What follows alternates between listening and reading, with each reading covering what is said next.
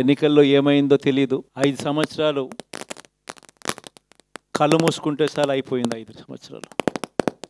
మళ్ళీ 2024 నుంచి 2029 కూడా అదే మాదిరిగానే కళ్ళు మూసుకుంటే 2029 కూడా కళ్ళు మూసుకుంటే వచ్చేస్తుంది. ఇది మనం గుర్తుపెట్టుకోవాల్సిన అంశం ఏమిటి అని అంటే, సినిమాలో ఓన్లీ ఫస్ట్ హాఫ్ మాత్రమే అయ్యింది. గతంలో కూడా ఇదే మాదిరిగా పరిస్థితులు ఉన్నప్పుడు కూడా మనం ఏ మాదిరిగా పైకి లేచాము అన్నది కూడా మీ అందరికీ తెలిసిన విషయాలే. నేను ఒక్కటే మీ అందరికీ చెప్తా ఉన్నా, ప్రజల్లో ఈరోజు మనం చేసిన మంచి ఉంది.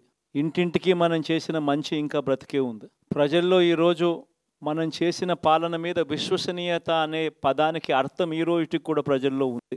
గడప గడపకు మనం చేసిన మంచి ఇంకా ప్రజల్లో బతికే ఉంది. మరి ఇవన్నీ ఉన్నప్పుడు మళ్ళీ మనం లేయడం కూడా తథ్యం.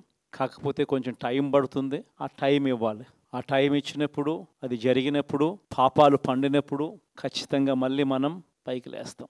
ఈ విషయం ప్రతి ఒక్కరం కూడా గుర్తుపెట్టుకోవాలి.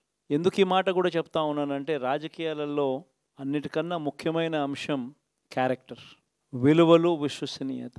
ఈ పదాలకు అర్థం తెలిసి ఉండడం రాజకీయాలలో చాలా అవసరం. రాజకీయం అంటే ఎల్లవేళలా అధికారమే కాదు. అధికారంలో లేనప్పుడు కష్టాలు ఖచ్చితంగా వస్తాయి. కానీ ఖచ్చితంగా కష్టాలు వచ్చినప్పుడు మనం ఖచ్చితంగా ఏ రకంగా రియాక్ట్ అవుతాం అన్నది మన చేతుల్లో ఉంది. విలువలు, విశ్వసనీయత లేని మనిషిగా రాజకీయాలు చేద్దామా, లేదా కష్టాలు వచ్చినప్పుడు ఆ కష్టాలను ఎదుర్కొని హుందాగా నిలబడుతూ మళ్ళీ 5 సంవత్సరాలు కళ్ళు మూసుకుంటే 5 సంవత్సరాలు అయిపోతాయి. మళ్ళీ 5 సంవత్సరాల తర్వాత మన పాలన వస్తుంది, మన ప్రభుత్వం వస్తుంది. అప్పుడు మళ్ళీ మనమే ఆందోళన ఎక్కుతాం అన్నది కూడా గుర్తుపెట్టుకొని అడుగులు వేస్తామా అన్నది మనలో ప్రతి ఒక్కరూ కూడా ఆలోచన చేసుకోవాలి.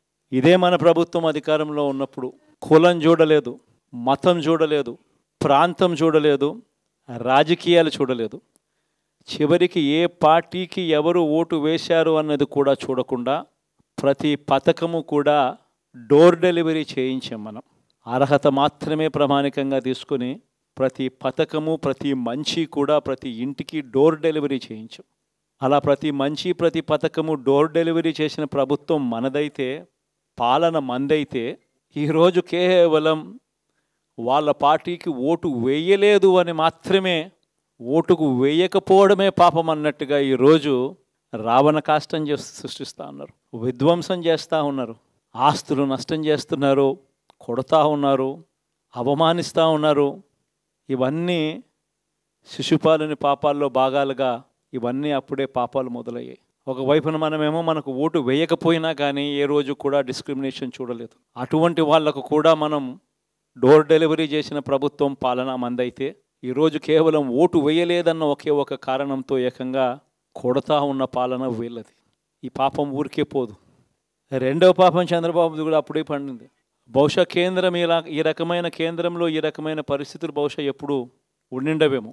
ఈ రకంగా కేంద్రంలో 240 ఎంపీలు మాత్రమే వచ్చిన పరిస్థితులు, రాష్ట్రంలో ఏకంగా వీళ్ళకు కూడా ఈ మాదిరిగా మంచి నెంబర్లు వచ్చిన పరిస్థితులు, ఎన్డీఏలో మళ్ళీ చక్రం తిప్పుతా ఉన్న పరిస్థితులు. ఇలాంటి పరిస్థితుల్లో కూడా ప్రత్యేక హోదాను అడక్కపోవడం చంద్రబాబు చేసిన మరో పాపానికి కూడా మరో నాంది. ఇలాంటి పరిస్థితుల్లో కూడా ప్రత్యేక హోదా మనం అడిగి తెచ్చుకోలేకపోతే రాష్ట్రంలో ఏ ఒక్క యువకుడు కూడా క్షమించడు చంద్రబాబు నాయుడు. మనం కొంచెం ఈ పాపాలు పండేదాకా మనం గట్టిగా దీన్ని నిలబడగలిగితే, ముందుకు తీసుకొని పోగలిగితే ఈ పోరాటాన్ని ఆటోమేటిక్గా శిశుపాలని 100 పాపాలు ఫాస్ట్గా ఎరోడ్ అయిపోతాయి. కాబట్టి ప్రతి ఒక్కరూ ఈ విషయాలన్నీ గుర్తుపెట్టుకోమని కోరుతాం. ఎన్ని బహుశా నేను చెప్పేటివన్నీ కూడా మీ అందరికీ కూడా తెలియనేటివి కాదు. కేవలం నేను మీ అందరికీ గుర్తు మాత్రమే చేస్తా ఉన్నా. కష్టాలు రావడం అన్నది సర్వసహజం. కష్టాలు ఇలా మనం ఎదుర్కొని నిలబడడం అన్నది మన చేతుల్లో ఉన్న అంశం అన్నది మాత్రం ఖచ్చితంగా ప్రతి ఒక్కరూ గుర్తుపెట్టుకోమని మీ అందరితో కూడా కోరుతా ఉన్నాను. శాసనసభలో, చట్టసభలో మీ సభే అన్నిటికన్నా ముఖ్యమైన సభ అవుతుంది. ఓటు వేయలేదు అన్న ఒకే ఒక కారణంతో మనుషుల్నే కొడతా ఉన్న పరిస్థితుల్లో, మనుషుల్నే అవమానిస్తూ ఉన్న పరిస్థితుల్లో, మనుషుల్నే బలవంతంగా ఆస్తి నష్టం చేస్తూ ఉన్న పరిస్థితుల్లో ఇక ప్రతిపక్షం ఉన్నది ఒకటే ఒక పార్టీ, ఆ పార్టీకి అవకాశం ఇవ్వాలా అన్న కనీస నైతిక విలువలు వాళ్ళు పాటిస్తారన్న నమ్మకం నాకైతే లేదు.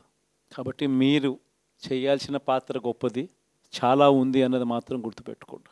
రాబోయే రోజుల్లో యాక్టివిటీ లెవెల్స్ అనేది ఆటోమేటిక్లీ పెరుగుతాయి. రాష్ట్ర వ్యాప్తంగా ఉన్న కార్యకర్తలందరినీ ఎవరినైతే వాళ్ళు ఇబ్బందులు పెట్టారో ఖచ్చితంగా వాళ్ళందరికీ మనోధైర్యం ఇస్తూ వాళ్ళ గ్రామాలకు వెళ్ళి వాళ్ళకు తోడుగా ఉండే కార్యక్రమాలు చేసే కార్యక్రమాలు జరుగుతాయి. రాబోయే రోజుల్లో ఇంకా టైం గడిచే కొద్దీ ప్రజల్లోకి వెళ్ళే కార్యక్రమాలు ఇంకా ముమ్మరం అవుతూ పోతాయి. చివరికి ప్రజల్లోనే ఉంటాం. ప్రజలతో కలిసి పోరాడే కార్యక్రమం వేగంగా టైం గడిచే కొద్దీ మనము వేగంగా అడుగులు ముందుకు వేస్తాం. ఒకటి మీ అందరికీ చెప్తా ఉన్నా, ఏకంగా 14 నెలలు పాదయాత్రలు చేశాం. ఆ వయసు ఈ రోజుటికి నాకుంది, ఆ సత్తువ ఈ రోజుటికి నాకుంది. కాబట్టి మీరు మాత్రం ప్రతి ఒక్కరూ గుర్తుపెట్టుకోండి, ఆ టైం వచ్చేదాకా మీ పాత్ర చాలా కీలకం. ప్రతి ఒక్కరూ ఈ విషయాన్ని మాత్రం గుర్తుపెట్టుకొని మీ అందరితో కూడా సవినయంగా వేడుకుంటా ఉన్నాను.